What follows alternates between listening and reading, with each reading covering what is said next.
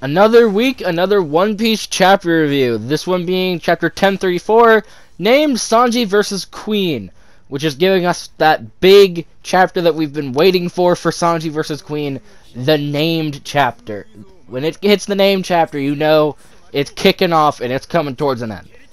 I would like to point out the cover page this week is Usopp wins prizes for kids at a shooting range during a festival. And it's him, apparently without looking, shooting a target and getting a kid a year worth of juice. I just thought that was funny. Also, the mask he's wearing looks a little bit like the Swordsmaker from Demon Slayer. I know that's a type of mask that is made, but that's just what that's what went on in my brain. So going into the actual chapter, this is mostly just a focused chapter. None of that bouncing around that we've been having lately. Everything that happens in this chapter, almost everything, is focused on Sanji versus Queen. The beginning of the chapter is focused on Sanji versus Queen in a very disjointed way. It shows the woman that Sanji apparently hit that one chapter. I forget which one.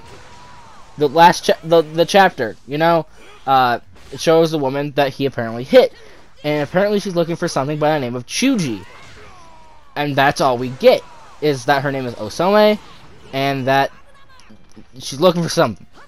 And then the only thing that isn't really connected to the chapter is Onigashima is still falling, Yamato is still going for the explosives, but Momonosuke is still under the island looking, like, trying to stop it. Which, I'm not gonna lie, I completely forgot was happening.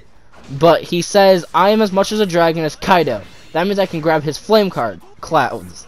If I cannot force the island back, I can at least stop it from getting any closer. If I have to prevent the worst case scenario, this island will not destroy the flower capital while I still draw breath. He is already showing he is really showing how much of a shogun he is at heart, and he is still the 8-year-old child.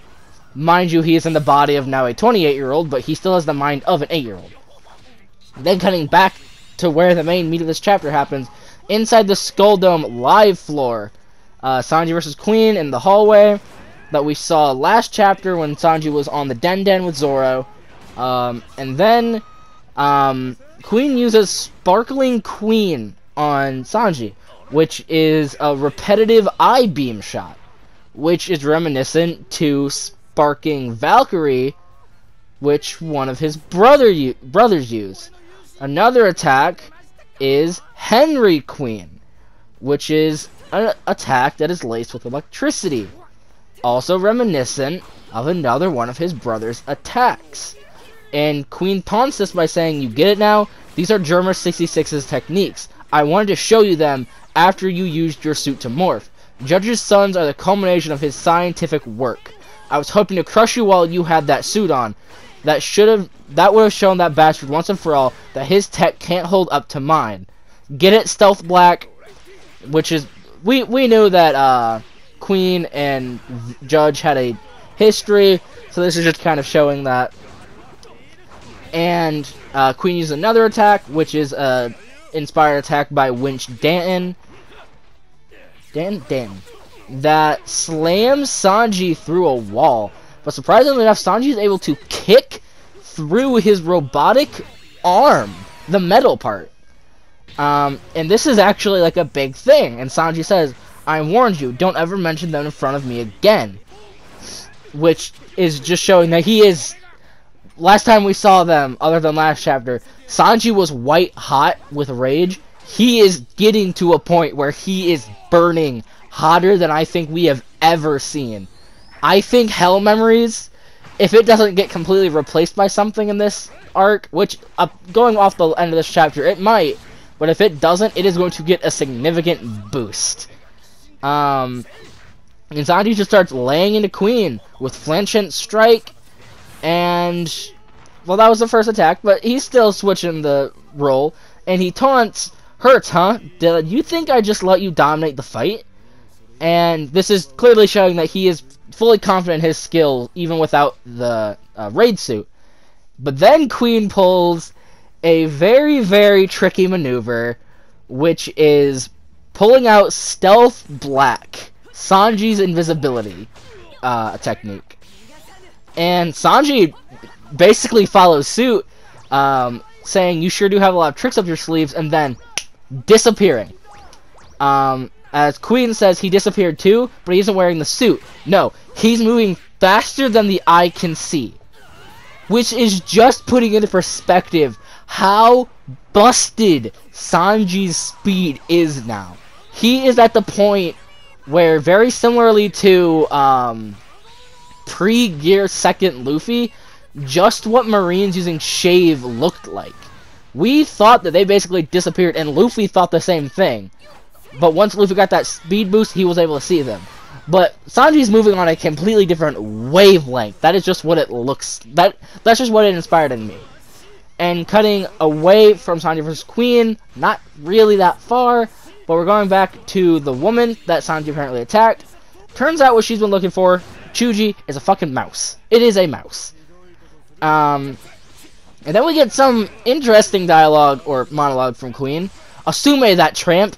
She's refused my summons dozens of times. She even rejected me today, but she seems perfectly fine. She was my #1 ever since Komurasaki met her tragic end. I thought she was bedridden due to a terrible migraine. It's funny that she can apparently walk around carefree now. I guess I haven't dished out enough divine punishment yet. Have some more." And he goes to attack her. But, Sanji being the white knight he is, I think he gets a power. I'm not too sure. But based on the fact that he changes the name of Diable Jambe, which has always been his base ability name, and then he uses powers off of that, he says, "A sturdy exoskeleton, enhanced strength, and super speed. I'll make use of all of them. If I pair the exoskeleton protection with my armament hockey training, my legs should be able to stand flames much hotter than before." And then he uses Ifrit Jambe, which Ifrit is, I believe, a demon... a fire demon from Muslim mythology. I'm not 100%, but I think so. So, based off the fact that he straight up says he will burn hotter than ever before, I think this is a true power-up for Sanji. An actual, bona fide, hotter fire attack. And I'll get into something at the end, but you can see it in the chapter where he uses, in the panel where he uses Ifrit Jambe. There looks like there are, like, sparks coming off the flames compared to how they usually are. And then Sanji goes in for another attack on Queen with the dialogue, "It was you. You hit her, didn't you, Queen? You're nothing but trash." Which is just amazing, because we thought for how long that Sanji actually hit her. There is always the deniability of, yeah, Queen did it, and she was just scared of Sanji just because she thought she was with him. He was with Queen. But this is clearly showing Sanji has not crossed that line. Even when he was a robot, basically, he didn't cross his one line, which I love. And like I said earlier, he lays into Queen with Collier. These are all in French, so I'm gonna ruin the pronunciation of them. Basse Cote Parlons, Juma Abdefet, Tendron, Flanchette, Q, Poré, Jarret. I put on a nice accent for that. And he's just laying into Queen, kicking him repeatedly. And in the last panel of the chapter, we see both burst. And it does look different than before. It does look different than what I'm going to compare it to. But, like I said earlier, that looks like there are sparks coming out of his fire. And in one of the fan colors of the chapter, they even put lightning in it. It looks different than Luffy's Conqueror's Haki. But we did see last chapter that Zoro used Armament Haki on his sword. But it wasn't just Armament Haki. It was Conquerors. He was pouring Conqueror's Haki into them. So I'm thinking, maybe, just maybe, Sanji, maybe through pure rage, has unlocked the ability of enhanced Conqueror's Haki. Because there's always been the debate of, will Sanji get Conqueror's Haki? And with Zoro getting it last chapter, it would make a lot of sense if Sanji were to get it in this one. Just 2 chapters back to back, giving both of the wings of the Pirate King their Conqueror's Haki. that was just something I wanted to say. I just geeked out when I saw the sparks coming out of it, so that was basically it. And that's literally it for the chapter. I'm saying literally it because it was, I believe, 17 pages, 16 pages maybe. But in comparison to the chapters we've been getting lately, don't quote me on it, but I do think it is shorter. And even if it wasn't, we had 2 double-page spreads, which were action. Most of this chapter was action, very high-paced. So the chapters kind of felt shorter than it actually was, is all I'm saying. Still an amazing chapter. The raid continues to put out, like, 8 to 10 out of 10 chapters consistently. I don't think we've had a bad chapter since I've been up to date and making these videos. I genuinely think that all the chapters that have released have been amazing. And that's it. That's all I really wanted to say. And something that I didn't comment on when Sanji activated his German enhancements is the fact that his visible eyebrows switched direction, and that is still consistent in this chapter. So I didn't comment on it in that chapter review, which made me feel kind of stupid afterwards. But yeah, that's it for this chapter. And I was right last week. We do not get a chapter this upcoming week. He is going on break, which I kind of predicted. But for the next so until 2 weeks from now, I will see you guys later. I might have higher quality chapter reviews coming out. Not 100%, don't quote me on that. But, yeah.